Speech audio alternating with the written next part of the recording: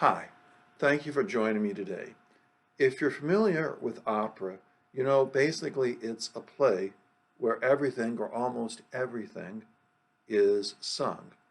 There's another version called an operetta where a lot is sung, but not as much as in an opera.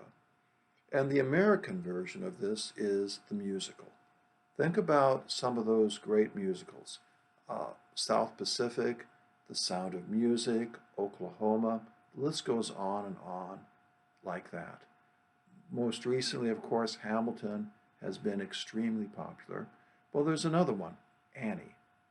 Annie is based on the comic strip series Little Orphan Annie, that I think was probably in the 20s and the 30s or something like that.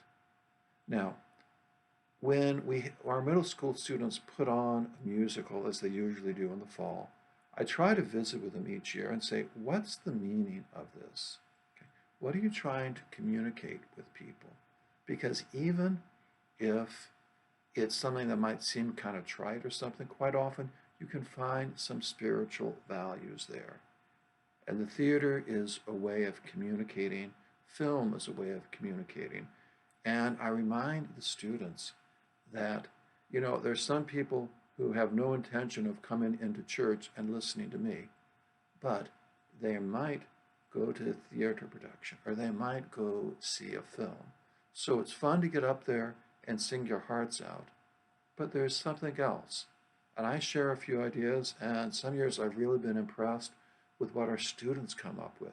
They say it's the spiritual meanings here. So I said, think about this. This is really what you want to help communicate to people. So Annie.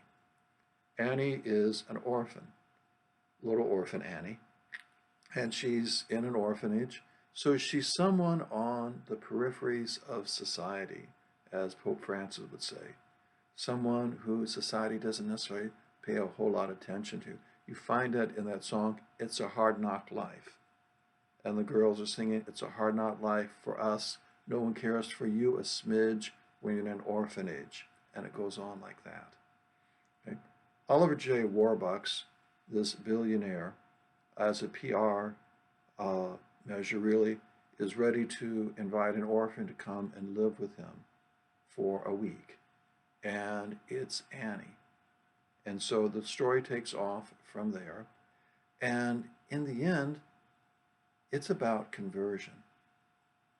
Oliver J. Warbucks finds conversion. At one point he says, I love money, I love power, I love capitalism. But his assistant says to him, you know, those are never going to love you back. So he learns that there is more to life than money. He learns that people are more important than money. Really, in the end, he learns to become a father. He learns to go outside of himself. Probably my favorite saying of St. John Paul II is, a father is a man who has been conquered by love.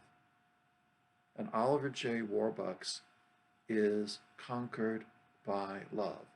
Oliver J. Warbucks becomes Daddy Warbucks in the end. And so there's a lesson there as we see that conversion, but there's something there for us. That's a reminder to all of us in different ways. Certainly to be mindful of those who are on the peripheries, to be mindful that people are more important than things, that people are more important than money. And there's something we find when we go outside of ourselves. We might find pleasure in satisfying ourselves, but we find happiness in going outside of ourselves. And that's where we can even find joy. Think of people you know who you admire. Okay, there are people who in one way or another are generous, as Matthew Kelly would say. They are people who, I would say, go outside of themselves. And we see that in the saints, we see that with the Blessed Mother, and we see that most of all with Jesus. We see that with Jesus on the cross. We see that with Jesus in the Eucharist as he continues to give himself to us, as he continues to nourish us with his body and blood, and where we learn to go out of ourselves as well and strive to live lives of intentional faith in every little way. So think about what might be one of your favorite musicals. Think about that and ponder that, and think about the spiritual lessons that you can draw out of that. And if you'd like to, feel free to share some of those with me in an email. I'd be interested to know what you think.